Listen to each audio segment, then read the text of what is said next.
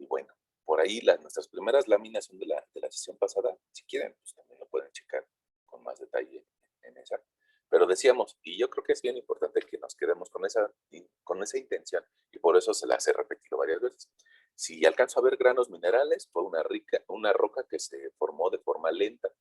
Si no alcanzo a ver granos minerales, fue una roca que se formó de forma rápida, que se enfrió en el exterior.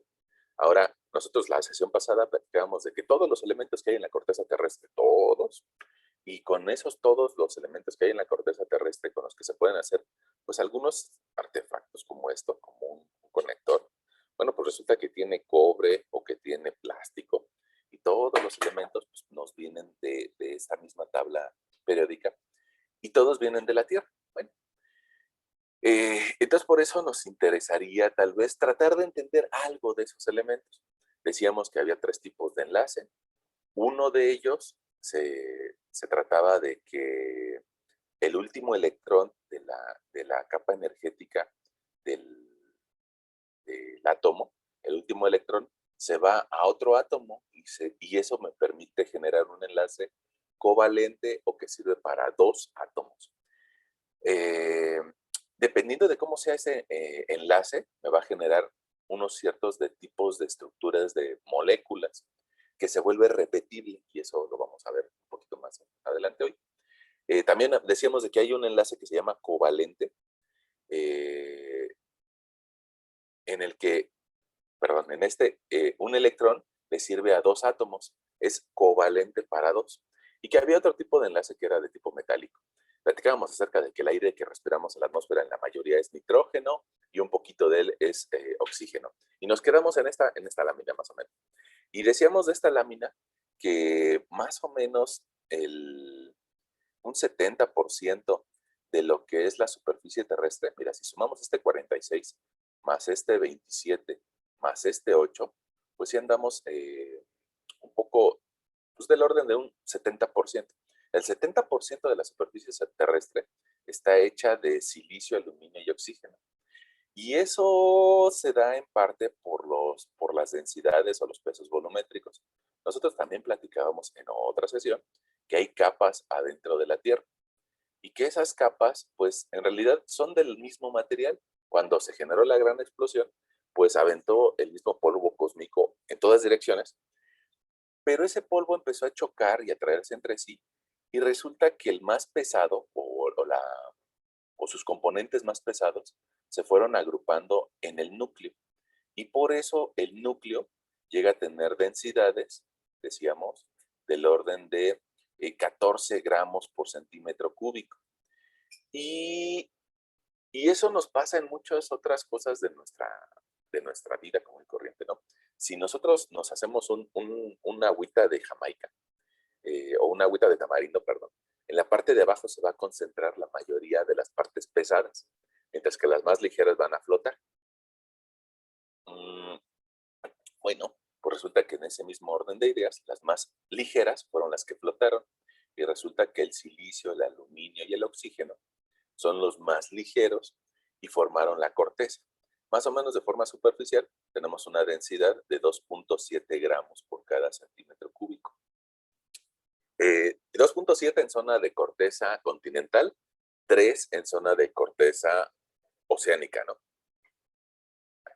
Y de forma genérica, todo el planeta tiene una densidad del orden de 5.5 gramos centímetro cúbico. Bueno, ahora, como el 70%, más o menos como un 70% de la corteza terrestre está hecha a partir de estos elementos, pues por eso a la corteza terrestre también le llamamos cial o capa de silicio con aluminio. Más abajo tenemos hierro, tenemos níquel, tenemos magnesio y tenemos otros minerales. Y decíamos nosotros, todos los elementos de la tabla periódica, todos ellos, ciento y pico, pues resulta que los hemos encontrado en la Tierra y es lo que hemos alcanzado a encontrar en la Luna o en fechas recientes. Bueno, pues ya ves que se mandó la Perseverance a Marte, pues la idea es de que encontremos lo mismo. Y gracias a eso es de que podemos establecer que en todos los planetas prácticamente hay los mismos elementos, en todos, aunque no hemos llegado a ellos. Ahora, en un acto de azar, de puro azar, puede ser que en nuestro planeta no hemos encontrado algún elemento que sí podríamos encontrar en otro. Lo lógico es de que no, o sea, lo más lógico es de que no, pero existen unas pequeñas posibilidades y por eso, bueno, pues se está haciendo la investigación. Ahora, eh, este gran problema, parece que qué bueno, ¿no? Que la mayoría de la superficie terrestre sea silicio, aluminio y oxígeno, qué bueno, pero también es un problema, ¿no? Porque en muchas de nuestra actividad diaria utilizamos hierro o aceros eh, y nos damos cuenta de que solamente en la corteza tenemos 5%. Y alguien me dirá, bueno, pues es que no hay problema, ¿no? En el núcleo tenemos hierro. Ah, pues sí, pero la bronca es que para llegar al núcleo, para llegar al manto, tendríamos que experimentar presiones muy fuertes. Entonces, no nos sirve de gran cosa que en el núcleo o en el manto exista mucho hierro porque no lo podemos sacar. Ya decíamos en nuestras primeras sesiones que lo más que podemos excavar o lo más que hemos podido excavar como especie humana sean 11 kilómetros dentro de la corteza. Y en esos 11 kilómetros, pues bueno, ya se generan mucha presión y mucha temperatura que impide que se siga avanzando. Entonces, pues si bien es cierto que tenemos muchos minerales al interior de nuestro planeta, pues es difícil de extraerlos. Bueno, ahora, dentro de eso, a pesar de los pesares, en la corteza también tenemos hierro, también tenemos calcio, también tenemos sodio, potasio y magnesio. Y otros elementos en menores proporciones. Menores proporciones significa 1%, ¿no? Y al tenerlo en 1%, pues nos da la idea de por qué algunos minerales se vuelven muy caros. Porque pues tal vez la concentración de oro que hay en la corteza terrestre, pues terminará siendo de 0.005%. Y por eso se vuelve caro, ¿no? Por su atractivo económico. Bueno, y entonces nosotros decíamos de que los elementos químicos se van uniendo unos con otros para formar minerales. Y esos minerales probablemente nosotros los encontremos en alguna piedra, ¿no? En alguna roca. Y por ahí alcanzamos a ver de que nuestra roca puede ser que tenga algunas incrustaciones de algunos minerales, algunos que se alcanzan a apreciar y algunos no. Bueno, ¿y de dónde se generan esos minerales? Pues hay básicamente tres formas de que se generen. Una de ellas es por calor y enfriamiento, y eso se da en esta zona cercana a la cámara magmática, cercana a fuentes de calor por actividad tectónica o fuentes de calor por deformaciones de la corteza. Otra se da por tipo de evaporación, depósitos evaporíticos de minerales, y la otra por actividad biológica. Ahora, en esta imagen que fue tomada de internet, pues se alcanzan a ver los tres procesos. Bueno, se alcanzan a ver dos de los tres procesos.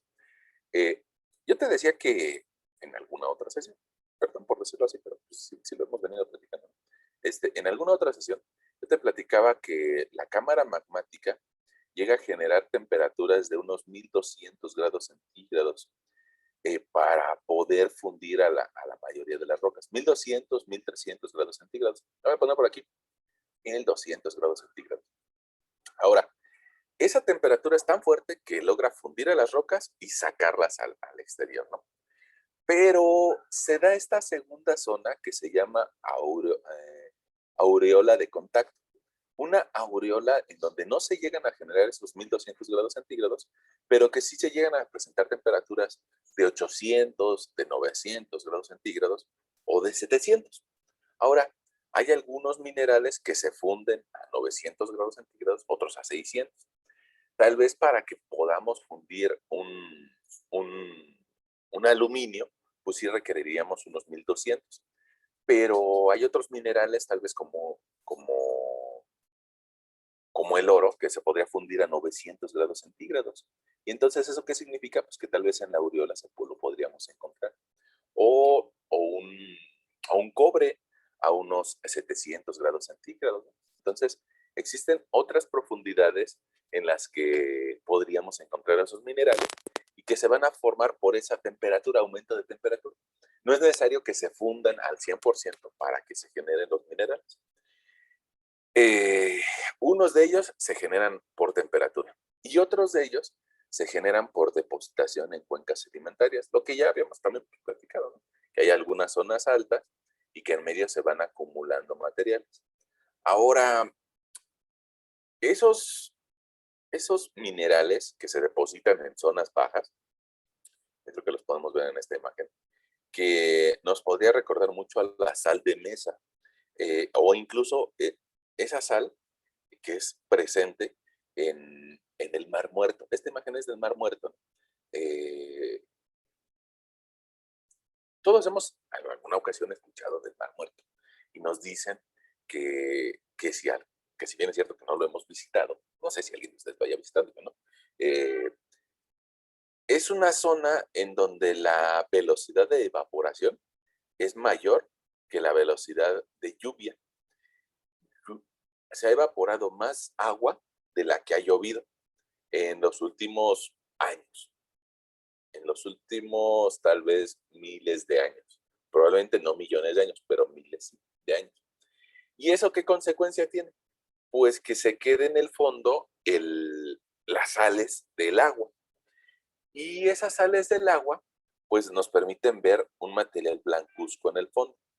Hay algunas zonas en donde esas sales llegan a ser de tal importancia que incluso, mira, por aquí llegan a abrazar a estas raíces o esta planta que intenta crecer inclusive dentro de ese ambiente.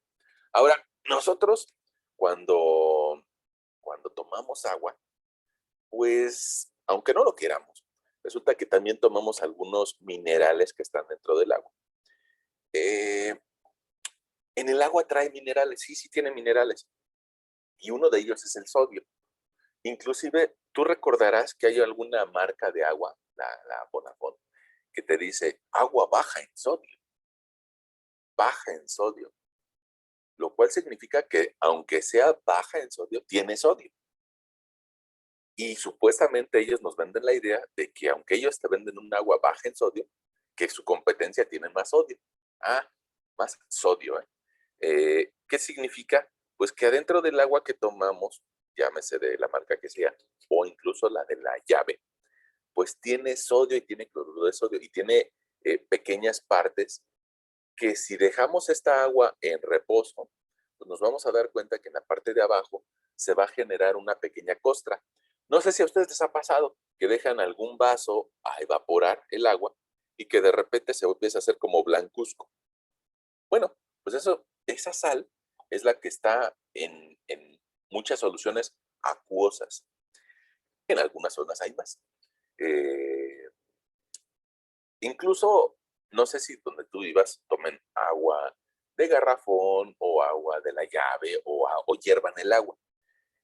Si tienes por ahí algún familiar o tú mismo lo haces que hierve el agua, se van a dar cuenta de que ese pocillo después de unos 3 4 años se le genera sarro, se le genera incrustaciones de, de sal alrededor del vaso.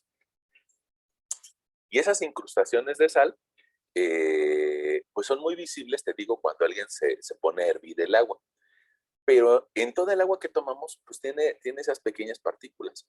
Ahora, se supone que el organismo regulador del agua es el encargado de quitar esas partículas, pero no las puede quitar al 100%. Entonces, quita la mayoría, pero de todas formas se quedan algunas. Ahora, ¿qué pasa si nosotros en lugar de tomar agua, tomamos un refresco? Pues resulta que es un agua carbonatada, o sea que le agregaron a propósito dióxido de carbono para que sea efervescente y entonces ese carbono está disuelto en el agua o en el líquido, en el refresco.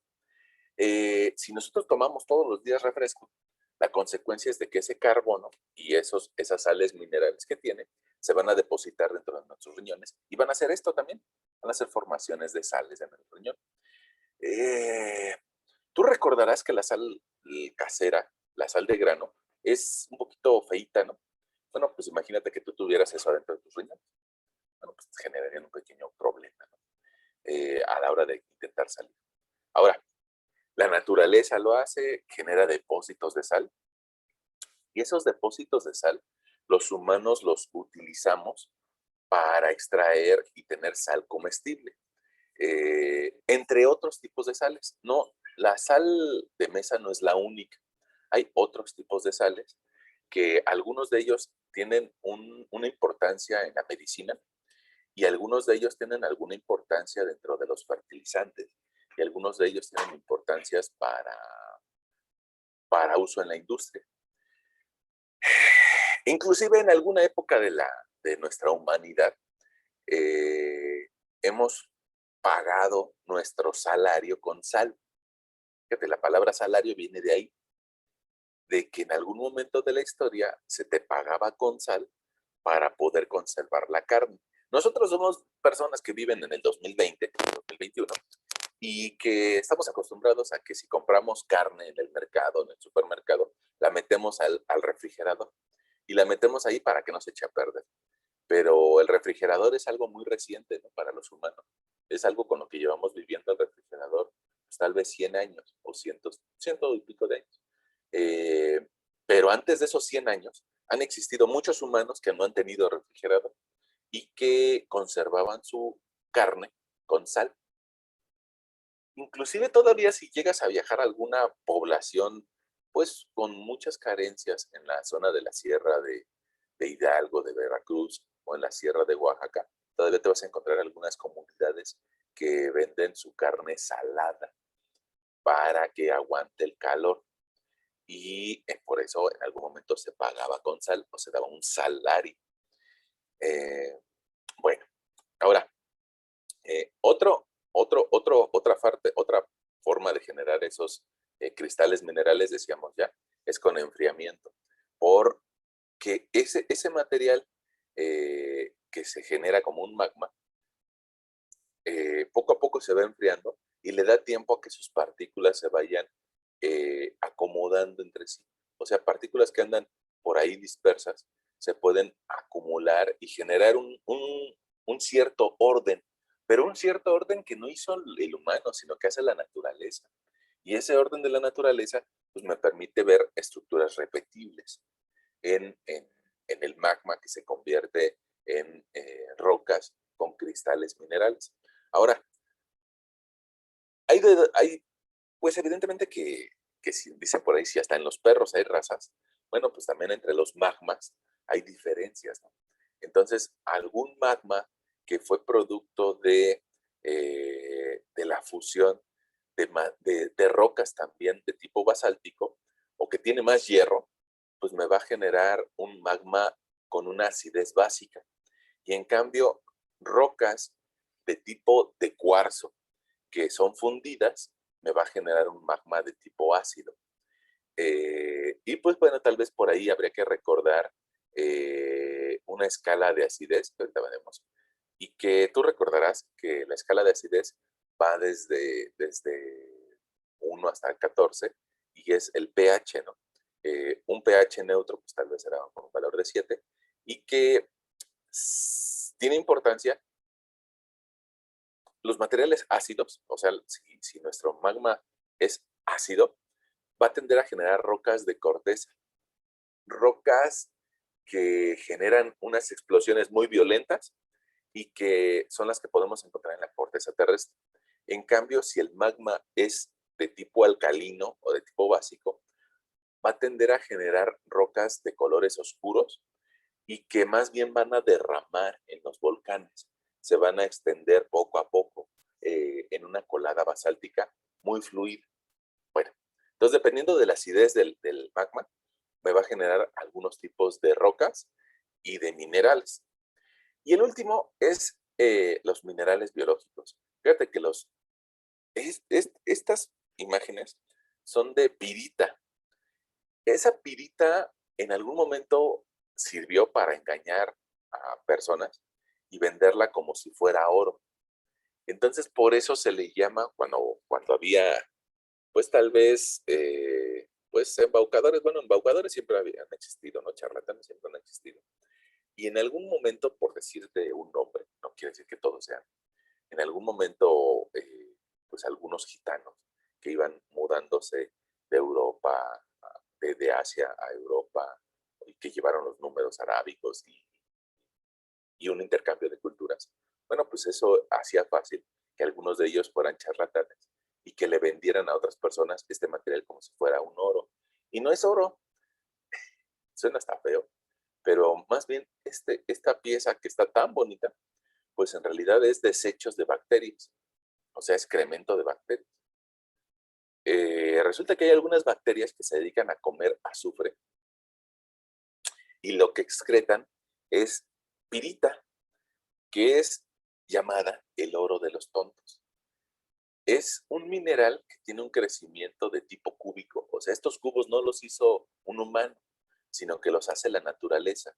Cuando va desarrollando esos minerales, los va agrupando de forma eh, cúbica. Y que te decía que es el desecho de unas bacterias. Bueno, pues esas bacterias comen azufre y cuando excretan, tienden a generar pequeñas partes de pirita y esa pirita se empieza a agrupar hasta generar este tipo de formaciones, el oro de los tontos.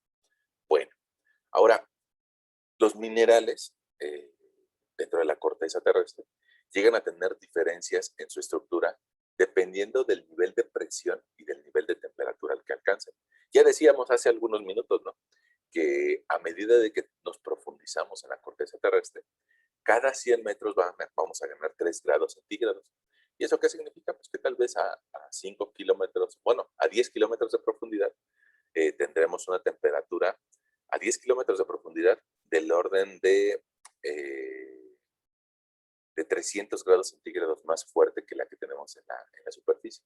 Bueno, esa temperatura va a generar alteraciones en la estructura de agrupación de los elementos químicos.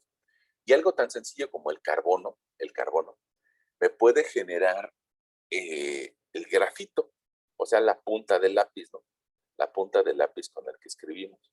Bueno, ese grafito sería una agrupación como la que ves en la parte de abajo de tu pantalla. Y resulta que es carbón, pero agrupado en láminas. Esta punta de lápiz, esa punta de lápiz está hecha de grafito, o sea, de carbón agrupado en láminas. Y cuando nosotros escribimos en una hoja de papel, pues lo que vamos haciendo es de que vamos dejando una lámina de carbón. O sea, vamos dejando una capa de sucesiones de carbón encima del papel. Y por eso, bueno, pues lo podemos reflejar y se alcanza a ver que escribiste una letra, ¿no? O un garabato en una hoja de papel. Y el mismo carbón con el que la naturaleza hace este grafito, pues resulta que es el mismo con el que la naturaleza hace un diamante. Y te vas a decir, pero hay un montón de diferencia, ¿no?, entre un diamante y un grafito. Bueno, sí, hay un montón de diferencia. Y la diferencia es la presión y la temperatura, ¿no? El diamante fue generado con el mismo material de carbón, pero a una temperatura muy alta y a una presión muy alta. Y ahí, pues muchas personas dirían, bueno, y entonces podríamos tomar un lápiz y generar un diamante. Bueno, necesitaríamos muchos lápices, muchos lápices. O sea, un volumen muy grande de lápices, bueno, de grafitos de lápices, no carbón, sino no madera, sino mucho grafito de lápices. Y tendríamos que comprimirlos a una presión tan fuerte, pero tan fuerte, como que esta gran cantidad de grafito de lápices lo pudiéramos comprimir, comprimir, comprimir, comprimir, comprimir, comprimir, comprimir, comprimir, hasta generar una partícula muy pequeñita, que sería de diamante. Y entonces para generar eso, pues necesitaríamos una gran presión. ¿Podemos los humanos hacer diamantes artificiales? Sí, sí lo podemos hacer, ¿no? Nada más que hay alguna diferencia que solamente los joyeros pueden identificar. Ahora, los minerales, para poder identificarlos, pues tenemos una serie de características, ¿no?, o de propiedades. Dentro de ellas, bueno, pues las iremos platicando ahorita poco a poco, pero pues podemos mencionar la opacidad, el brillo, el color, la raya. Ahora, ¿la raya qué significa? Pues que hay algunos minerales que nosotros los rascamos y van a cambiar sus colores. Y eso nos permite identificar la presencia de unos minerales o de otros, porque de forma externa la roca puede ser que ya haya cambiado su color por su contacto con el medio ambiente. En cambio, cuando lo rayamos, pues digamos que vemos su naturaleza, su esencia, ¿no? Bueno, eh, su tenacidad sería tal vez la resistencia que tiene a tomar una forma alargada. Su exfoliación es de que si lo rascamos, cómo genera las escamas o cómo se va deshaciendo ese material. Se va deshaciendo como polvito o ese polvito tiene figuras de tipo cúbico o genera láminas. Su densidad, pues bueno, yo creo que la entendemos todos, es acerca de qué tan pesado está. Y su hábito es la forma en la que genera los cortes o las facetas. Y para eso, bueno, pues yo creo que nos ayuda esta imagen, ¿no? Fíjate que eso de la forma cristalina tiene mucho, mucho que ver con la estructura interna de los elementos químicos. Ya decíamos nosotros de que los elementos, según su tipo de enlace iónico covalente, y de cómo agrupan sus electrones que andan sueltos en la última cárbita energética, pues tienden a generar arreglos de tipo cubo o de tipo de tetraedro. O sea, nuestro profesor de química en algún momento nos decía, mira, es que la suma de estos elementos tiende a generar este tipo de arreglo, un arreglo de tipo cúbico. Y nosotros no le creíamos, no le hacíamos mucho caso al profesor de química. Bueno, pues resulta que ese arreglo de tipo cúbico es lo que nos da estos cubos en la naturaleza a mayor escala.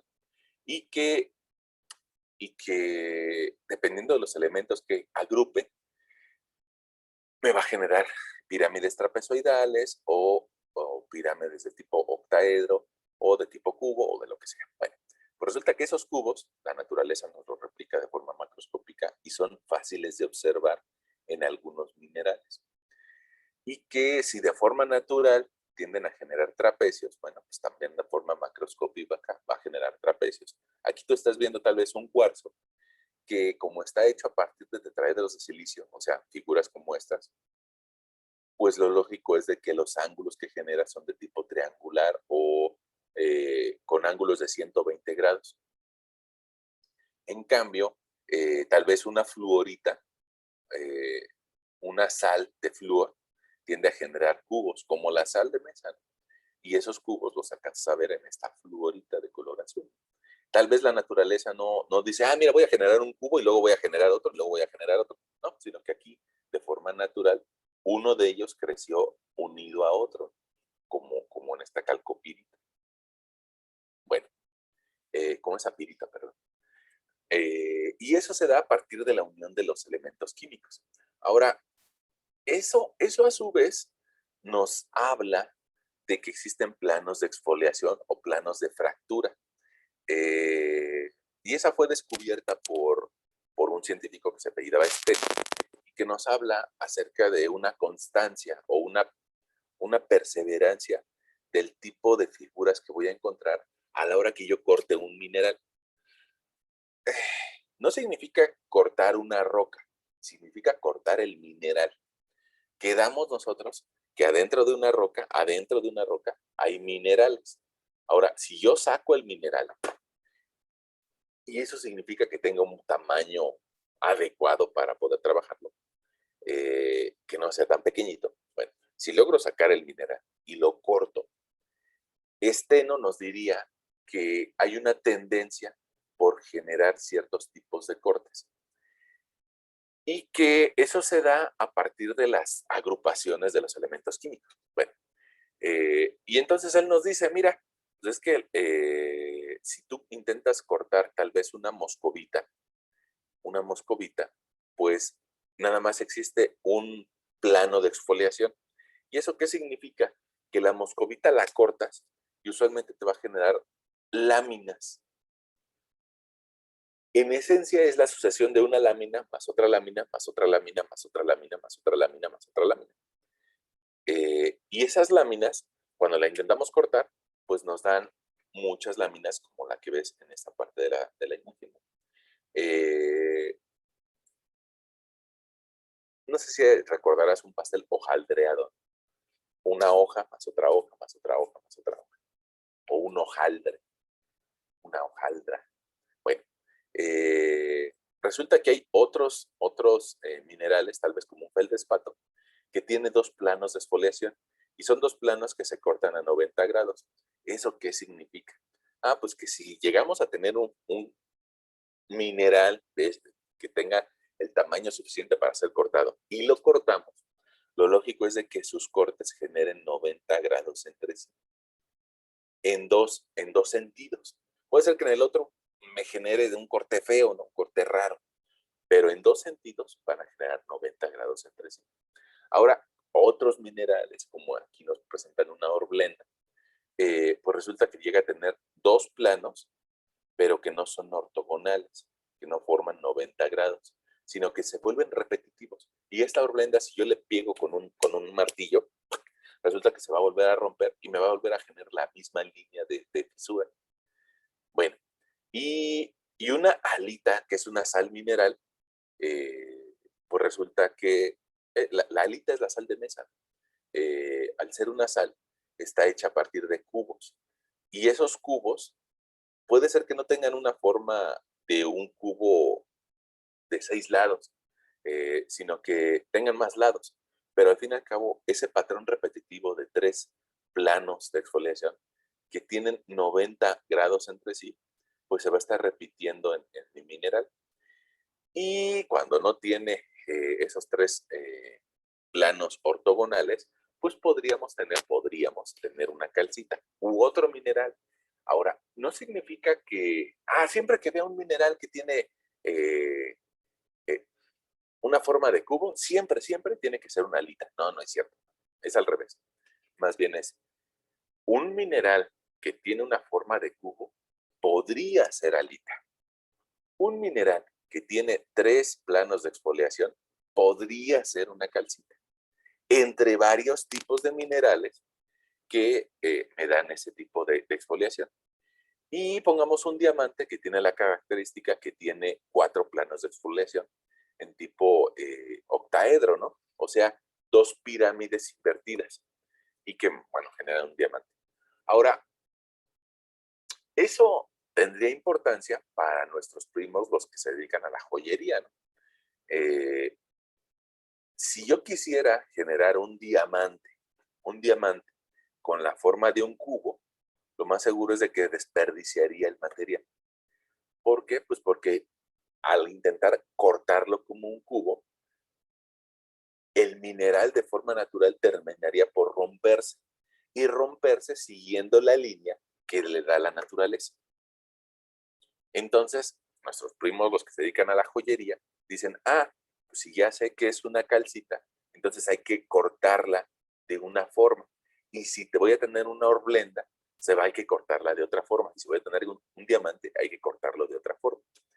Y eso habla acerca de los planos de exfoliación. Otra forma de identificar minerales o de ciertas propiedades es el brillo, la densidad y la raya. Mira, nosotros decíamos de que todos los minerales están hechos de los materiales que hay en la corteza terrestre. Y algunos de ellos en la tabla periódica se llaman metales, metaloides y no metales. Y a pesar de que nosotros estamos a kilómetros de distancia conectados ahorita, tú estás viendo que esta imagen tiene brillo. Es un mineral, es una galena de sulfuro que tiene brillo. ¿Y eso qué nos habla? El brillo metálico, pues nos habla de que hay algún metal. Y entonces resulta que de este mineral podríamos extraer plomo y cobra importancia económica, ¿no? Ahora, puede ser que este mineral, por estar en contacto con la superficie, cambie de forma, cambie de color, perdón, cambie de color y que lo veamos tal vez como este, ¿no? Que parece que no tiene el mismo brillo. Y entonces, en algunas ocasiones, pues habría que rayar su superficie, tomar una navaja y raspar esa superficie y ver el polvito. Y resulta que el polvito también nos puede dar un indicativo de qué mineral se trata. Digamos que esta historia un poquito es parecida a la de las manzanas. No sé si te ha tocado que cuando tú cortas una manzana y la dejas ahí algún tiempo, un par de horas o un día, pues te vas a dar cuenta que la superficie de la manzana se vuelve como color ocre o marrón. Y eso pasa porque se oxidan los almidones y los azúcares que tiene la manzana. Si alguien no conociera ninguna manzana o nunca lo ha visto ese fenómeno, pues se le queda viendo a la superficie y dirá, ¿quién sabe qué es esto? Pero en cambio, si esa manzana la rasca, dice, ah, mira, ya me di cuenta que es manzana. Nada más la superficie es la que cambia de color. Lo mismo le pasa a las rocas, que en algunas ocasiones, si tienen hierro, si tienen compuestos de tipo metálico, esos metálicos se oxidan al estar en contacto con el oxígeno del aire y hace que cambie el color y que cambie su textura externa. Entonces lo que nosotros tenemos que hacer es rascar ese mineral y tratar de identificar si el centro de la roca se parece a la parte exterior. Y en muchas ocasiones, a la hora que lo rascamos, nos vamos a dar cuenta de que tiene otros colores. Y eso nos permitiría tratar de identificar algún mineral. Ahora, por aquí también apareció el tema de densidad, lo puse muy chiquitito, porque pues es algo que hemos venido trabajando, ¿no? Nosotros hemos dicho que las rocas que están en la superficie y que están hechas de muy buena cantidad de cuarzo tienen una densidad de 2.7 gramos por centímetro cúbico. Y hemos platicado de que no, en la superficie no es tan común el cobre o el magnesio. Entonces, por eso alcanzaría valores de 5 gramos centímetro cúbico. Una galena como la que tienes por aquí, pues tal vez tiene valores de 7 gramos por centímetro cúbico. Y, y eso nos habla de que es más pesada y que sería más fácil encontrarla a mayor profundidad en la corteza, ¿no? O dentro de la tierra. Fíjate que el plomo precisamente se utiliza para hacer plomadas. Y las plomadas tienen como característica de que son muy pesadas, ¿no? El plomo se utiliza como contrapeso en algunas grúas por el peso tan elevado que tiene. Y el oro, pues también tiene un peso bastante elevado, ¿no? De casi 20 gramos por centímetro cúbico. O sea, es decir, casi 20 veces lo que pesa el agua. Eh, en alguna ocasión, tú recordarás probablemente de tus clases de física, de la secundaria o de la prepa, que te decían, es que en algún momento de la historia le encargaron a algún científico, Arquímedes, le encargaron decir si la corona del rey era de oro o no, porque pues ya había charlatanes, ¿no? Y lo que decíamos hace rato, que había la pirita, que es el oro de los tontos.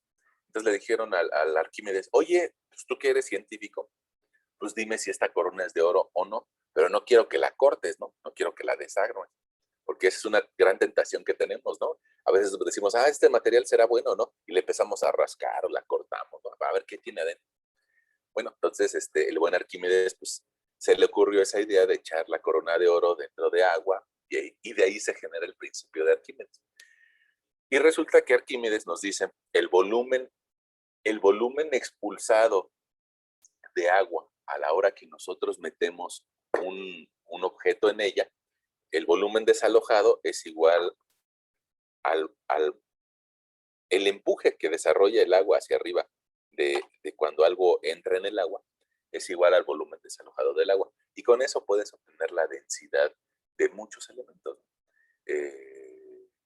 Por inmersión en agua.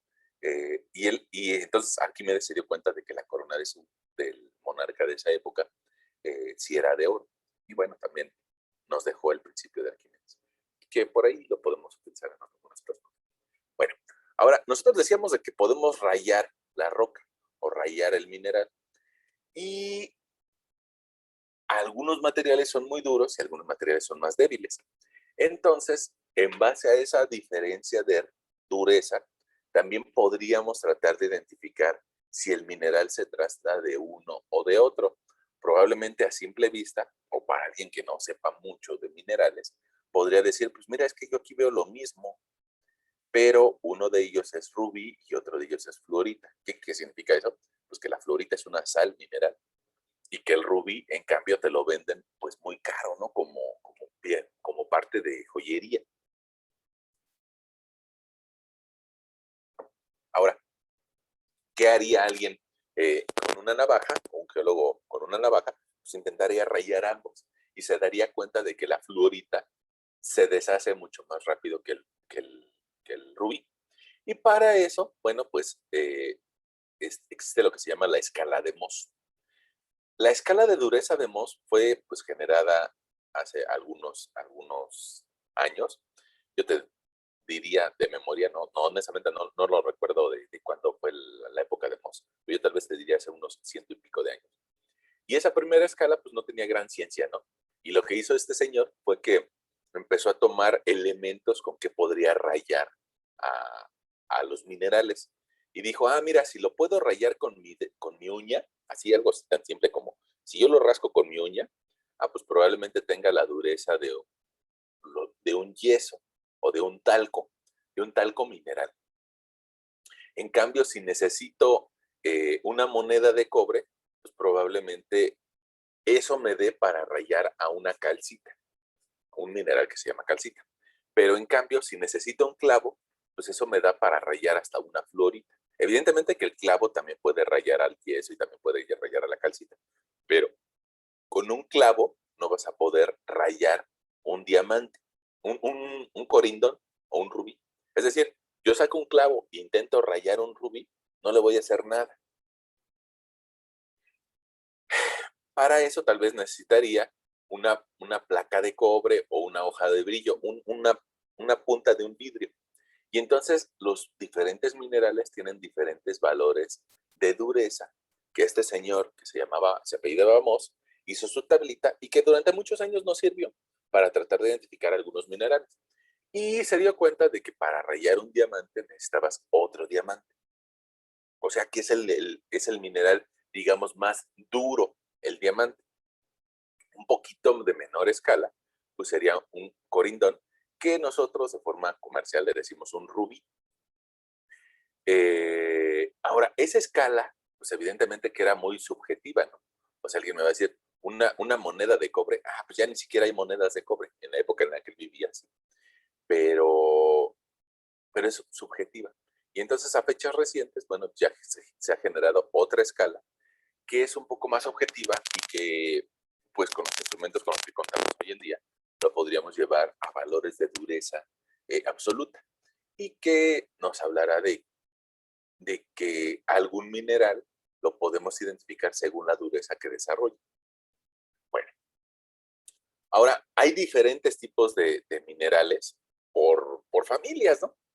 Eh, que si bien es cierto que tienen algunas características en común, pues que no es el mismo mineral, pero sí tienen pues algunas características que pueden mencionarse como comunes a ellos, ¿no? Eh, la gran mayoría de los minerales que hay en la corteza terrestre, la gran mayoría, son silicatos, la gran mayoría. Pero los otros, si bien es cierto que hay menos, pues tienen más importancia económica. Y por eso pues vamos a hablar de todos, ¿no? Ahora, fíjate por acá. Resulta que, te decía, el principal mineral que hay en la corteza son silicatos. Arenas de mar, ¿no? De forma muy sencilla, arenas de mar. Hay miles de arenas de mar. Y, y tienen la característica de que son muy resistentes a la erosión. Aguantan de todo, ¿no? Aunque le esté pegando el mar una y otra vez, no se deshacen. Solamente no dejan no bajan su tamaño de arena. No se vuelven polvo. Que hay diferencia en eso, ¿no? Bueno, y por aquí te dice la tablita de que hay diferentes tipos de grupos minerales. Te decía, el más importante, los silicatos, luego los carbonatos, los óxidos, los sulfuros y los haluros. Es decir, derivados del carbón, derivados del oxígeno, derivados del azufre y derivados de sales minerales. Va. Regresamos a la misma tablita que decíamos al inicio, que eso va muy de la mano de la disponibilidad que hay en la corteza de los elementos químicos. Y por lo menos podríamos, en la sesión de hoy, por lo menos podríamos empezar a platicar un poquito de lo que es el tetraedro de silicio, que si al fin y al cabo es el elemento que más hay sobre la corteza terrestre, bueno, pues valdría la pena eh, reparar o hacer alguna pausa en él, ¿no? Porque es lo que más vamos a encontrar, los silicatos. Los silicatos que están compuestos de estos tres elementos, ¿no? Oxígeno, silicio y aluminio. Bueno, y la estructura más básica es un tetraedro de silicio. para los silicatos. Ese tetraedro de silicio tiene la característica de que es la unión de 4 átomos de oxígeno con un silicio. Así se vería de forma natural, pero pues evidentemente que no lo, bueno, si pudiéramos hacerlo, porque para eso necesitaríamos algo, una visión más allá de la microscópica. Ni siquiera un microscopio electrónico lo puede hacer, pero si pudiéramos hacerlo, lo veríamos así, por el tamaño de los átomos. Y bueno, nuestros primos los químicos lo que hacen es de que generan un modelo que sea más fácil de identificar, donde podamos observar claramente dónde está el silicio y dónde están los oxígenos. Ahora, esta unión se da por la valencia del silicio y del oxígeno. Nada más que a pesar de que esa unión es estable y es muy repetitiva, a pesar de eso, resulta que tiene un desbalance de -4. Y ese balance de -4 le va a permitir unirse con otros elementos como potasio, como sodio, o como magnesio, o como hierro. Y esa unión la va a generar a través de cadenas. Es decir, este tetraedro de silicio se va a unir a otro tetraedro de silicio, y a otro tetraedro de silicio, y a otro tetraedro de silicio, y me va a generar cadenas sílicas. Ahora, esas cadenas a su vez se pueden transformar en dobles y laminares. Y dependiendo de si se da en una cadena simple, doble o laminar o tridimensional, pues resulta que la cantidad de silicio va a ir variando. Eso a su vez va a generar diferentes tipos de minerales. En la cadena simple tal vez nos podremos encontrar un olivino que no necesita de esa estructura tridimensional. Pero en cambio, hacia una estructura tridimensional nos encontraríamos a un cuarzo. Ahora, eso nos da pie para hablar de algo pues un poquito famoso en la geología, que se llama la serie de reacción de Bowen. Mira, esta serie de reacción de Bowen y el tema de los silicatos, yo creo que se vuelve tan importante que habrá que hablar de ellos en la siguiente sesión un poco con mayor calma. Pero podemos dejar plantadas algunas ideas. Mira, la primera de ellas, la primera de las ideas que podemos dejar plantadas, es de que si solamente genero cadenas simples, bueno, si la naturaleza genera cadenas simples, tiende a generar olivinos. El mineral que se genera a mayor temperatura, 1200 grados centígrados. Pero en cambio, las cadenas dobles ya me dan origen a piroxenos. Un mineral que se genera tal vez a unos 1100, 1000 grados centígrados. Si llegamos a una estructura laminar, probablemente ya me dé origen a un anfíbol o a una biotita. Ya estaríamos hablando de menos temperatura, 800, 900 grados centígrados. Si esa biotita o ese mineral logra agruparse en un arreglo tridimensional, o sea, lámina encima de lámina y encima de lámina y encima de lámina y encima de lámina, probablemente ya me dé origen a un cuarzo o a una moscovita o a un feldespato o a una plagioclasa de tipo sódica. Y esta serie de reacción de Bowen nos permite prácticamente generar a todas las rocas. La mayoría de las rocas están compuestas en más de un 50% por plagioclasas. Y el otro 50% pues por alguno de estos otros. Y eso nos va a permitir entender pues prácticamente todas las rocas. Ahora, dependiendo de la temperatura en la que cristalizan, de los minerales que tiene, de los elementos químicos que tiene, me va a dar una roca de tipo ácido o de tipo básico. Y pues ahí otra vuelta hay que recordar nuestras clases de secundaria de acidez de los diferentes elementos químicos, ¿no? De forma muy sencilla, podríamos mencionar de que pues el agua suele tener un pH neutro de 7 y por eso nos hace tanto bien, porque no nos irrita ni tampoco se vuelve alcalino. En cambio, fíjate que nosotros como humanos y más mexicanos eh, nos gusta comer muchas cosas ácidas, ¿no? Nos gustan unos chilaquiles hechos a partir de tomate, nos gusta comernos unos tacos a los que les echamos mucho limón, mucha salsa, y es decir, nos llevamos una dieta que se mueve hacia lo ácido. Y además de eso, bueno, nuestro propio estómago genera acidez para descomponer la carne que llegas a comer. Bueno, eso hace que en algunas ocasiones en la noche tú sientas acidez. Bueno, ustedes no, porque son muy jóvenes, ¿no? Pero a medida de que vayan pasando los años, se van a dar cuenta de que comer carne en la noche, comer leche, pues les va a generar acidez. Y esa acidez les puede provocar una gastritis y sentirse muy mal por eso. Eso es porque nuestra dieta se va hacia el lado ácido. ¿Qué hacemos muchas personas o alguien que comió un exceso de tacos y que tiene acidez? Bueno, pues se va hacia el otro lado y se toma una solución alcalina, una solución de, por decirlo de una forma comercial, Pepto-Bismol, Kaupetate, Caumicin o algo así. Y esos elementos le baja la acidez a lo que comió y le permite sentirse un poco mejor.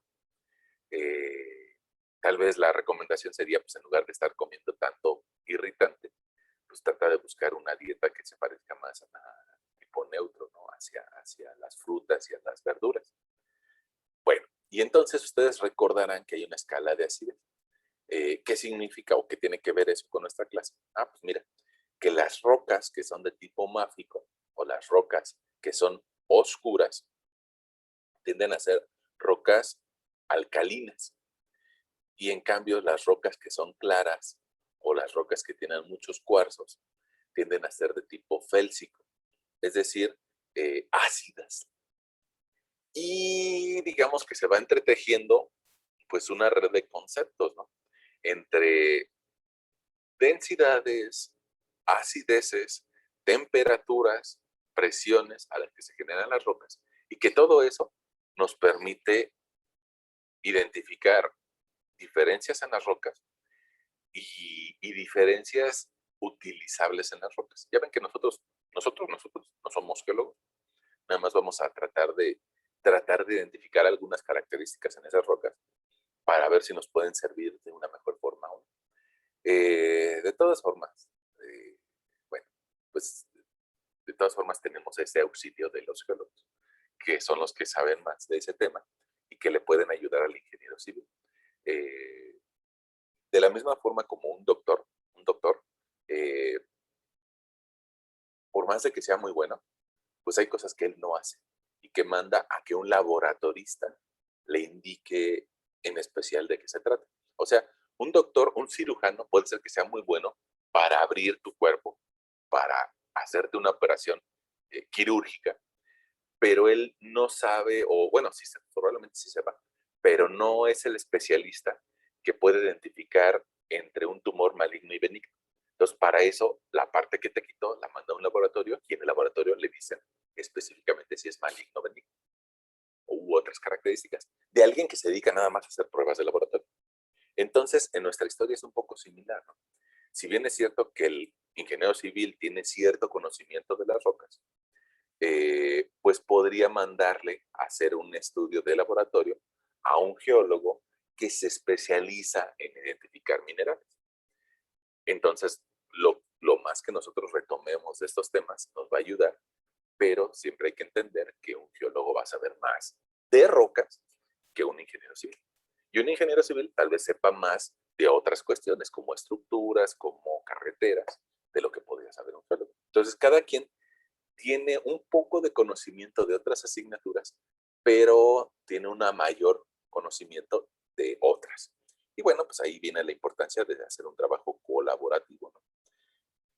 Bueno, entonces si quieren, dejamos de compartir esta pantalla y podríamos la siguiente sesión platicar acerca de silicatos y la escala de reacción de Bowen, o la serie de reacción de Bowen, con más calmita, ¿no?